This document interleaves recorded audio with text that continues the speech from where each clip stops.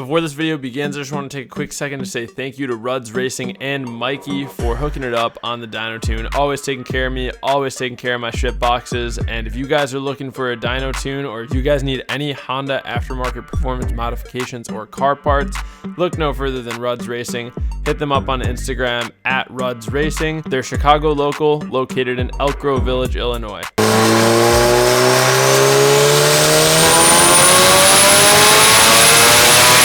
Hello everyone and welcome back to another video. I'm Booster John and today we are out at Rudz Racing again, this time with the EG hatch instead of the EK.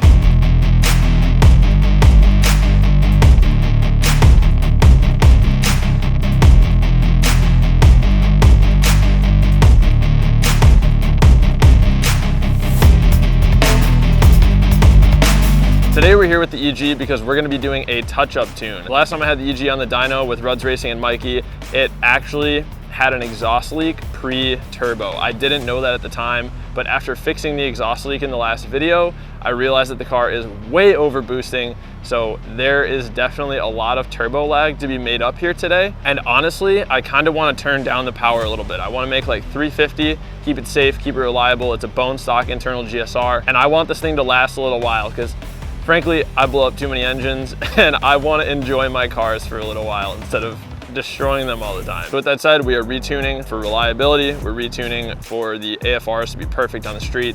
And we are retuning to dial it back a little bit and make sure that it's running great with its current setup and no exhaust leaks, no fluid leaks. It's so good right now, guys. One last thing before we get into the video here, I do have one favor to ask you guys. If you are new here, please consider subscribing. And if you are a returning subscriber, please consider sharing this video with at least one friend. Doesn't matter if they're subscribed or not, just please share the video. And if you're new, please subscribe. I appreciate it a lot. If you guys want to check out the merch, link in the description down below to www.blownmotorclub.com for the brand new Line It Up chicken design. I think it's freaking hilarious. So anyway, that's my spiel. Let's get into today's video, guys. Yeah, probably 800. Well, if we're already going for 8, might as well go for 1,000, right? Yeah, might as well. Turn it up, eh? Yeah, and then you really won't have a good time at the drag strip.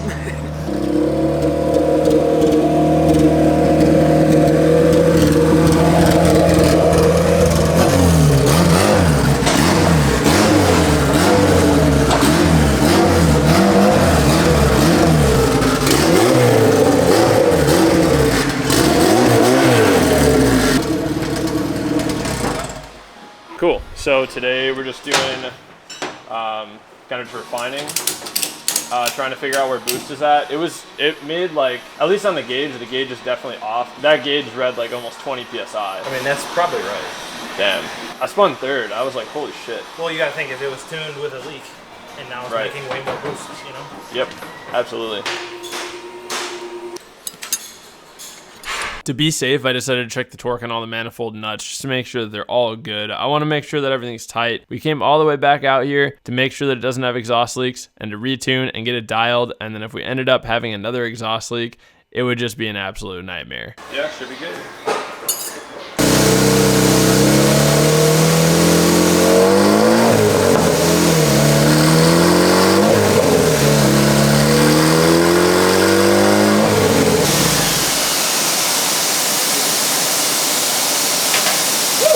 Right here, DJ's checking to make sure that his dyno is reading AFRs accurately, so that way we can make sure and check if my gauge inside the car is reading the same as the dyno.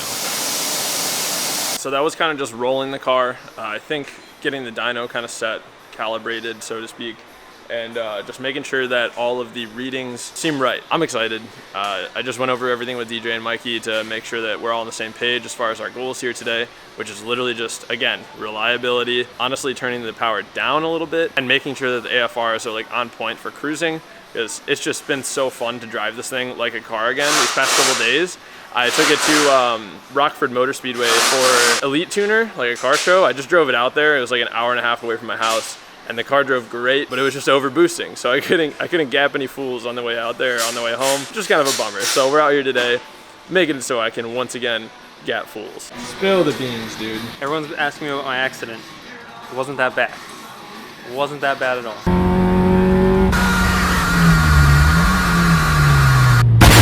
People gotta understand, I lost focus. I kind of sucked. and it was fun. While DJ was calibrating the dyno, he noticed that the actual AEM gauge is reading differently than the AFRs that he's pulling directly from the dyno. The dyno is reading slightly more lean than the gauge. The gauge is reading kind of rich. They're gonna tune it purely based on the dyno. Whatever reads on the gauge afterwards, I just have to remember is slightly more rich than what we're actually getting. That's what we're going for. As long as the dyno is happy, I'm happy. As long as the car's happy, I'm also definitely happy.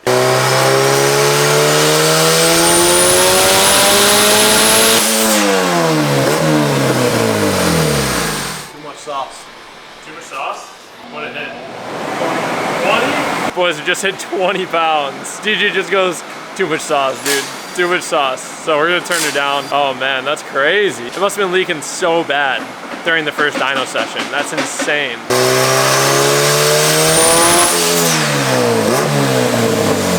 Yeah, definitely boost cut again. You hear that gate open, it's just, dude, it's creeping up in boost so fast. Yeah, I'm really interested to see how today goes. I hope everything's okay with the boost controller. I hope it's not like, I hope the wastegate's fine.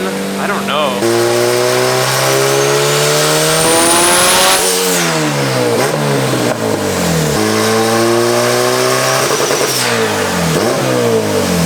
So far, it doesn't seem very happy with what we're doing. Something has definitely changed in terms of boost. Like, it's making a lot more boost than it should be. It does not like it, which makes sense.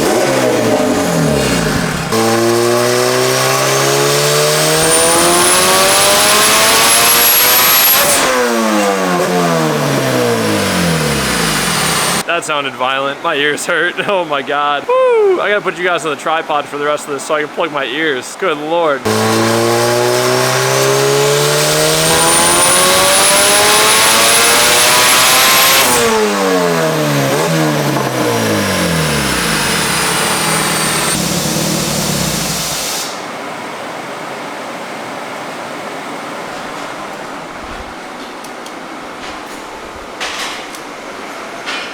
What's up?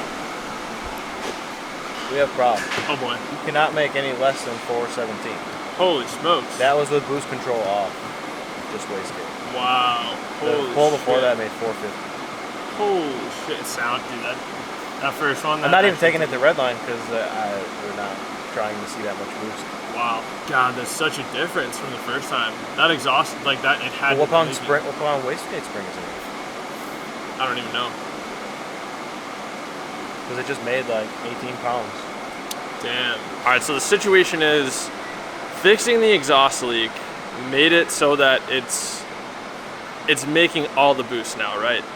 And the issue is that my wastegate spring, like just on wastegate pressure, is making a minimum of 417 horsepower. It made 450 on the first full pull that you guys saw. So with that said, my options right now are go home and enjoy it at 400 horsepower, or throw in a smaller wastegate spring. As long as Mikey's cool with me doing that right now, if he's got time for me to do that, I'm gonna throw in a smaller wastegate spring. I can have that wastegate off there in just a few minutes. It's obviously gonna burn the shit out of my hands, but I hope he's cool with doing that because I really don't want to be pushing this engine that hard. That's a lot of power for a stock engine, dude.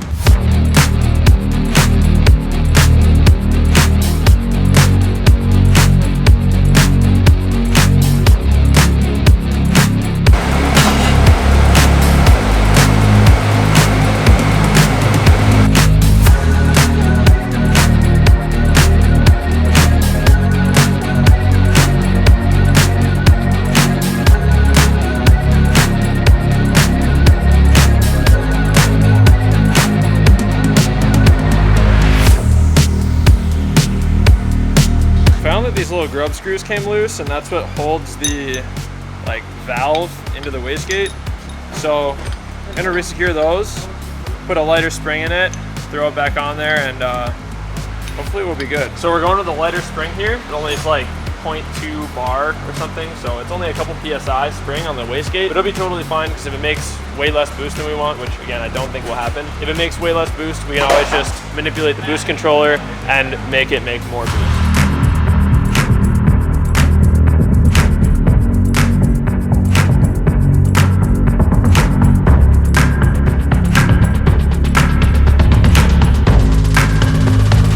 Wastegate is in, Wastegate dump is reattached, much smaller spring, and we're gonna try again.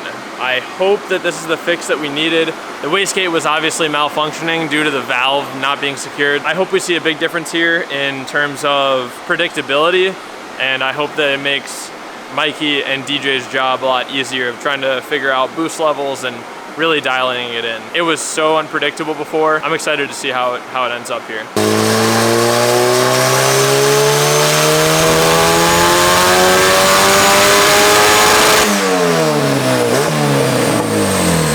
Is it going better, or? Yeah, now it's not making. It's not making any boost? It's like 6 pounds and it's way too rich.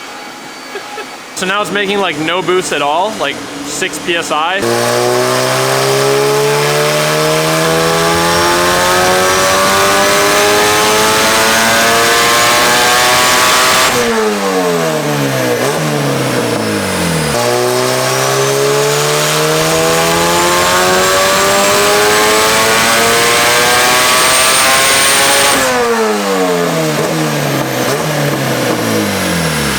Dude, I'm pumped. Oh boy. He called me over. DJ called me over. I hope it's good news. I really hope it's good news. Do you want to go more? It's at 331. 330? Can we get it to 350? So just made 330. Pretty happy with that. I just asked DJ to ask Mikey if it was possible to just get up to 350. If it's a pain in the ass, I'm totally cool with 330, but I think 350 will be a really fun number. It's a little bit less than what we've had, but with the turbo being more responsive and actually making the right boost at the right times, I think it's gonna be as fun, if not more fun, as the higher horsepower 370 wheel that we were at before we came in here today. So I'm still super excited about 350. It's gonna be a riot to drive, I'm sure. So I think we're hitting a couple more pulls here and then we should be good. Again, fingers crossed.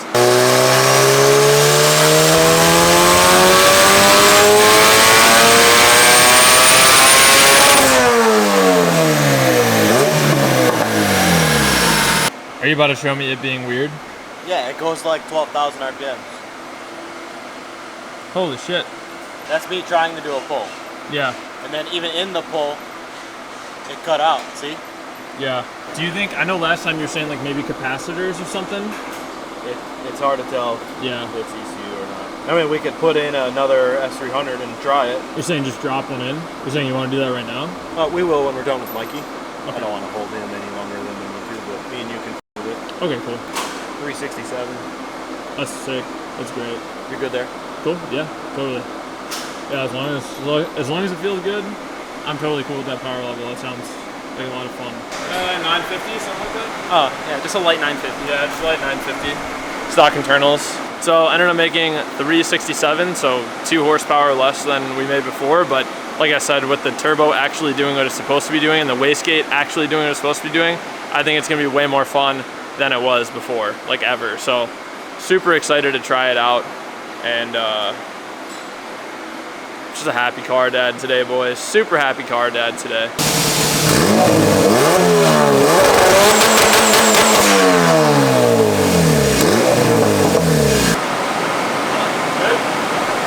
The good luck hats can come off. Oh, true. It survived, they can come off. Do you want to try another Honda? Just to see if it glitches on us? Or? Yeah, I mean, I have another ECU. We can put your Honda into the ECU. Just idle for me on dyno was between 12-13, just good for E85. Cool. Your gauge was like 11-12. okay. Don't let that fuck with you unless it says like 16. Okay. You know what I mean? Yeah. Sounds good. I'm gonna let that cool. I don't want that. Yeah. Honda was saying that the car was at like 12,000 RPM. So we're gonna just try a new ECU real quick and just see if it still fucks up or not. So this is my S300. This is a ECU that DJ provided me to test this out. All right, so we're not trying to make any power on this pull or anything. We're literally just watching Honda. Still did it, right?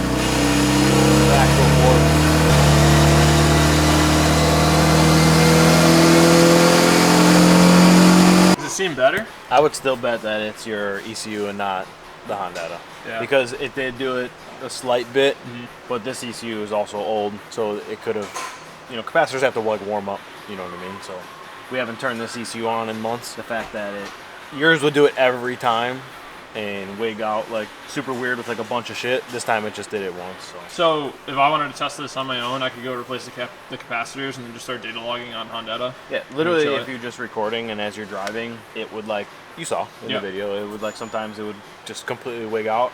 Sometimes even on the dyno, it was doing this on the old dyno too. Like you'd go to do a pull and it would like wig out and it would like cut the car. Cool. But because it didn't do it nearly as bad, I was just gonna let it sit for a second and then try it again. And then if it doesn't do it, then I would say it's totally your ECU. But okay, we'll see.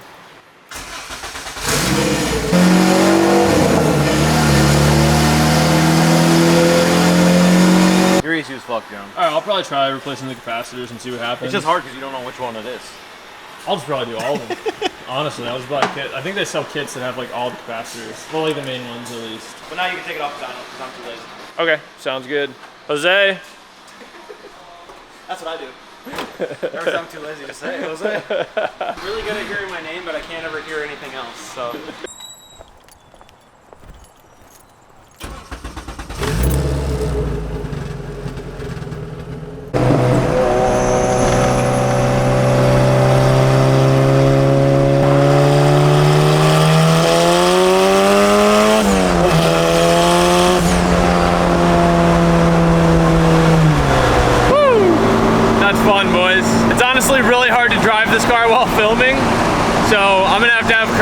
Come for a ride and film with us a little bit later, but it feels way better.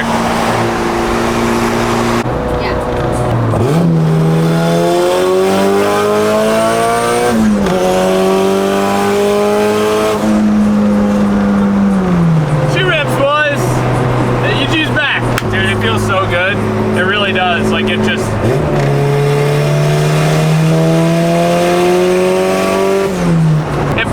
more linear fashion. It's reaching peak boost when it's supposed to, and it's maintaining peak boost.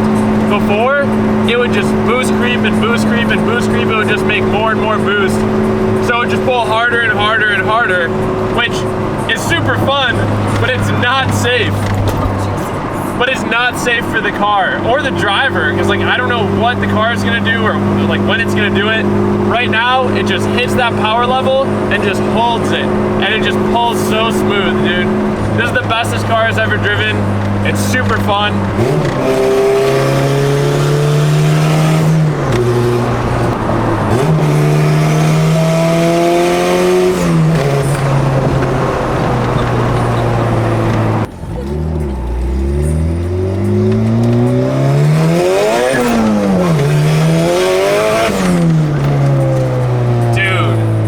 Obnoxious. It is obnoxious, and I feel like I am like shaking so dude, it's so good. It's so good. Oh my god. And then just we're just cruising. Totally chilling. Now it's not a race car. Nah, just a regular car now.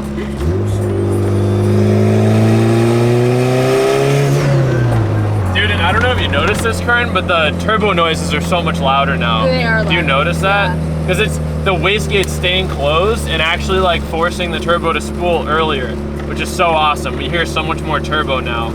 Just so fun.